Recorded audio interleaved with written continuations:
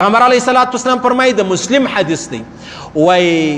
افضل ترین روزي چې کوم دي افضل ترین چې ډېر ثواب لري هغه د روزې د میاشتې روزي دي چې موږ ته یې ونسو صحیح سو د هغه څخه ما بعد چې بیا ډېر ثواب لري هغه د محرم روزي دي د محرم لسمه نه دا اوس نن محرم اوله ده پاکستان کې به سبا یې دغه محرم چې کومه میاشت ده دا پرم میاشتې روزې نیول پیغمبر علیه الصلاۃ والسلام فرمایي د روزې د میاشتې څخه علاوه چې کومې نفلي روزې دي هغه دغه روزې دي د الله رسول فرمایي چې ډېر ثواب لري او عجبه خبره دا ده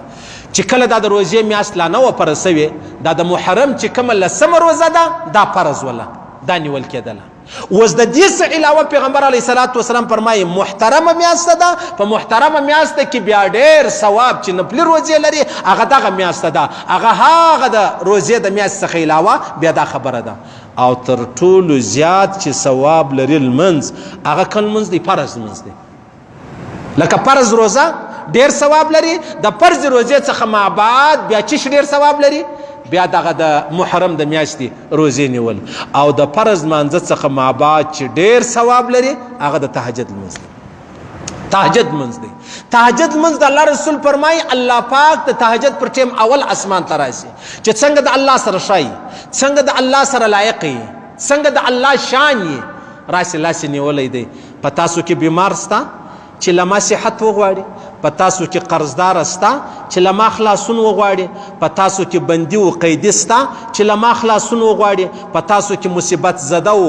په مشکل کې اخته سته چې له ما له مصیبت و له مشکل خلاصون وغواړي زه به اخلاص کم د الله رسول فرمایي اول اسمان ته راشي بهترین منځ هغه فرض منځ دی دا سهار ماپښین ماجګر ماښام ماخستان یا د جمعې لمونځ او بیا د هغه څخه ما بعد چې ډېر زورور ثواب لري هغه دی چې ما او تا د تهجد لمونځ د تهجد ډېر ثواب لري موږ ته خو هغه بدقسمته خلک یو په روزه کې روزه مات مې وکړې تراویح کړي یا نه کړي بیا تاش و کرمبوډ و پلانی بیا پېشلمی دي راسي دوه رکاته وکړو د هغه کې کور والا څه ډوډۍ موډۍ ګرموي دوه رکاته لمونځ وکړو فرض لمونځ بیا په کور کې وکړو بس خوشحاله یو ښه نن مې دوه رکات تهجد وکړئ څه زورور تهجد مې وکړئ او عجبه بله واورئ حضرت عمر فاروق رضی الله تعالی عنه یو ورځ سهار په لمانځه کې یو صحابي نه و مشکات حدیث دی پوښتنه یې وکړه پلانی نه معلومیږي نه معلومیږي سهار بیا تللی بازار لره په لاره کې دغه صحابي کور رالی چې کور رالی بیا مور یې ولاړه وه پوښتنه یې وکړه پلانی نن لمانځله نه و راغلی خیر خو به یې ولو نن یې تهجد کوئ د شپې ډېر لمونځ یې وکئ نو ستړی سو بیا د سهار لمونځ هم کور ته وکئ نو په دې وجه لمانځله نه ده رالی حضرت عمر فاروق ورته ویلې ول دا تر تهجد یې د سهار لمونځ په جومات ثواب زیات و زموږ خو دا خیال دی چې تهجد ډېر ثواب لري زما نفس راته وایي الله رسول فرمایي دا فرض ډېر ثواب لري چې ته دا فرض ادا کړې ورته ویلې ول کشکې جومات له راغلی وی تهجد یې نه وی کړی نو موږ هم تهجد وکړو لمانځه لره نه راځو او نفس راته ویل درتانو بیا غټ بزرګ نسته درتانو بیا غټ بزرګ نسته نو لهذا د الله رسول فرمایي و افضل الصلاه بعد الفریضه د فرض مانځه څخه ما بعد بهترین افضل ترین لمونځ چې دی هغه چې دی صلاه الليل رواه مسلم د تهجد لمونځ دی الله دې را نصیب کړي الله دې را نصیب کړي الله دې را نصیب کړي حضرت علی کرم الله وجهه فرمایي یو سړی رالی لما یې پوښتنه وکړه ویلې ول ای شهر تأمرني ان اصوم بعد شهر رمضان د روزې د میاشتې څخه ما بعد بیا کومه میاشت ډېر ثواب لري سړی روزې پکې ونسي نو ده ورته ویل فقال له ما سمعت احدا يسأل عن هذا الا رجلا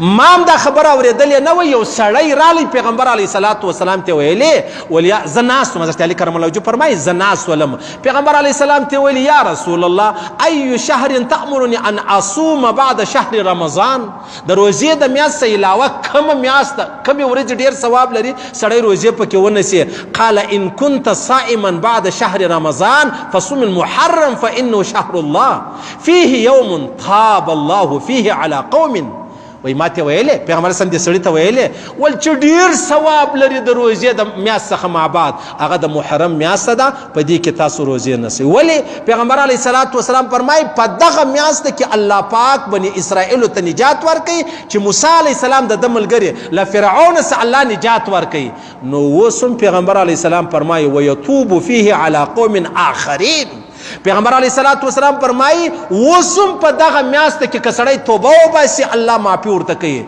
که یو سړی استغفار ووایي الله پاک یې ګناه ور معافوي، یو سړی د الله په دربار کې دعا وکړي الله پاک د دعا قبلوي. خالي د بني اسرائیلو دپاره نه ده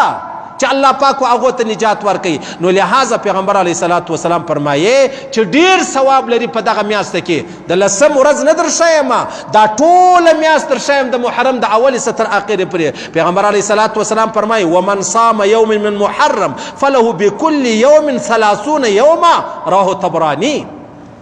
و چا د روزې د میاشت علاوه د محرم په میاشت کې ور روزه ونیوله، پیغمبر علیه الصلاۃ والسلام فرمایي د 150 روزو ثواب الله درکوي. د 150 روزو یعنی د یوې میاشتې ثواب الله تا ته درکوي. که بیا چیرې ته یوه میاشت پرله پسې روزې ونه شي د 150 میاشتو نفلي روزو ثواب الله درکوي. څونه غټه خبره ده. الله دې را نصیب کړي، الله دې را نصیب کړي، الله دې موږ ته توفیق راکړي. دا مې هغه خبره درته وکړه چې د محرم د اولې څخه تر اخره پورې